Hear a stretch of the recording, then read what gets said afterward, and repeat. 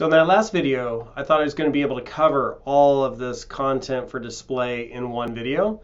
But as I was making the video, I realized, well, this is getting kind of long and I need to break it up into two videos. So that last video was display property and introduction, right? And so we covered these things right here. And one thing which I didn't point out, which is important, which you need to know, is if you use DisplayNone, that could have a negative page rank effect, so a negative SEO effect. Search engine optimization, SEO, could have a negative effect upon your page rank, your organic page rank within search engines.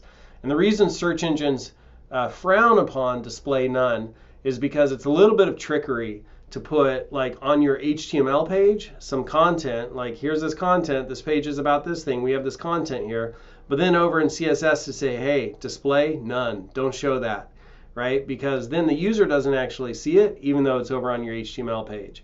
So that's one way that in the past people tried to trick search engines into thinking, hey, this page is about this thing, but they display none those things, and really the page just was about some of the other stuff that was on there. So search engines can frown upon display none. You should just be mindful of that when you're using it. All right. The next thing which is good to know is it's always good to kind of look at the documentation. And in particular, this gray box here at MDN often gets glanced over by people who are just new to HTML. But you can see here the display property, right, applies to all elements. Okay, cool. So it's a property that applies to all elements. And if you dig into this a little bit more, you could kind of learn, more about, all of that.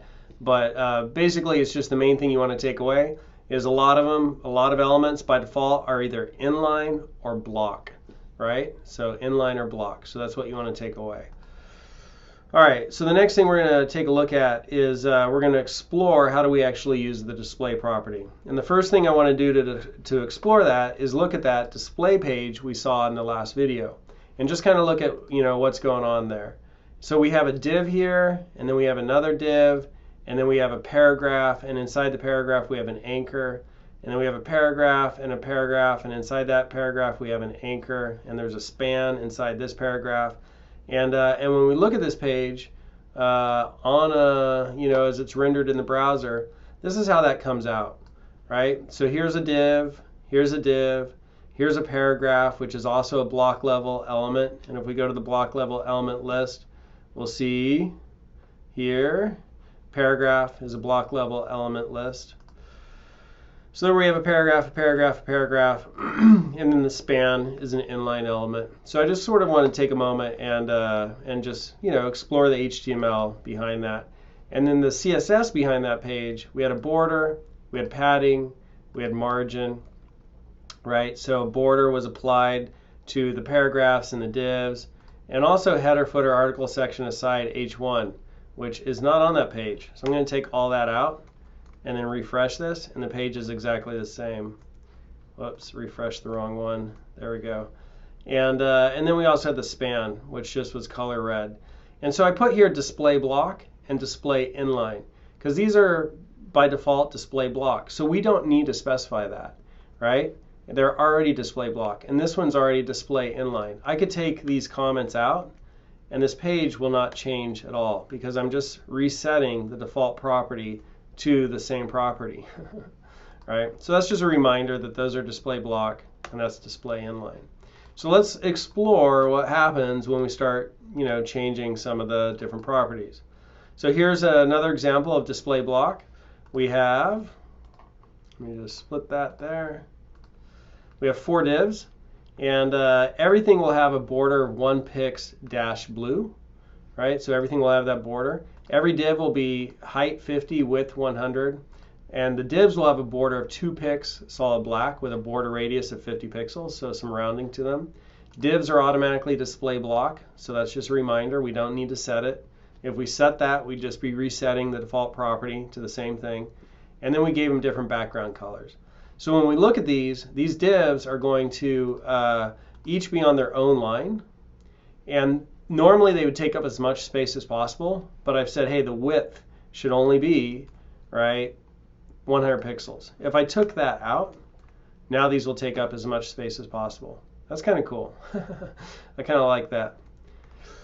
So you can play with that, you know, taking the width out. I'm going to leave the width commented out just because it's kind of cool. So that's display block, right? The default property of divs. Here we have the exact same thing, those 4 divs. And what would happen, and I'm going to, I guess I'll just leave the width in, split vertically. What would happen if we change their property from block to inline? Well, block takes up its own line. Inline takes up as little space as possible on the same line. So it's going to put all the divs onto the same line, and they're all taking up as little space as possible. You could see them all jammed right there, right next to each other, right? Each one is jammed next to each other. As little space as possible. As a matter of fact, all that we are seeing there are 2 pixels of border, solid black, right? And then a little bit of color shown through, background color. When we look at that way up close, you can see just a little red, a little blue, a little yellow, a little green. So that's kind of interesting. If we were to put some text in here, inline elements take up just as much little space as possible, right, to wrap around, you know, their content inside. So if I just added something right there, and the way I did that was multiple selection, hold down Option, and I could select multiple places, click, click, click while holding down Option, and I could type multiple insertion. I think I've showed you that many times before, but I think it's totally awesome. And so now they take up as much little space as possible. Just wrap around their content and that's it. Right? So that's inline. That's kind of cool. So I'll leave that something in there. And even if I take width out there, right? As little space as possible. So width doesn't matter. Just as little space as possible. All right. So that's display inline. So we took something which was normally display block and would take up its own line and as much space as possible on that own line unless we set the width. And we said, hey, make that display inline. And so it all displayed in the same line, one after the other, taking up as little space as possible, only wrapping around the content it contains. So there's this other setting that we could do, same divs right here. And the other setting is display inline block. So it's going to display them inline, but they're going to be like blocks. So it's kind of a combination of inline and block. And so they're all going to be inline, but because they're block, they're going to not be smashed right next to each other. So what does that mean? This is what that looks like, right? So even though I don't have any content in here, it's honoring the width. It's honoring the width. So the one before, just as an illustration, before I had this one and this one, and I didn't have any width. I did have some content. Right here, the something. I'm going to take those somethings out, right? And then here is with a width of 100 pixels. And when I preview this, even though I have a width of 100 pixels, there's no content. That's just inline. It's just inline. Takes up as little space as possible, wraps around its content. So that was inline. But with inline block, close all those. With inline block, if I set a width, it's going to honor that width. It's going to be like, okay, that's the width, cool. And I don't need any content in there. It'll be more like a block level element where I could set the width. And an inline level element's only going to wrap as wide as possible around its content, but a block level element is I could set the width on it. So that's display inline block. Kind of nice. And the final one is display none. So here's display none. So we have the same 4 divs, and what I have here for the CSS is display none. So when I show these, I won't see anything. It's as if they don't even exist. They're not there. It's kind of interesting to go look at the HTML, right? Because in the HTML, they're there, but it's the CSS which kind of like wipes them out, says display none. So again, be careful with display none because it could have a negative page rank effect, a negative SEO effect. All right, so the main takeaway from this video is you're learning about the display property. And elements have a default display setting of either inline or block.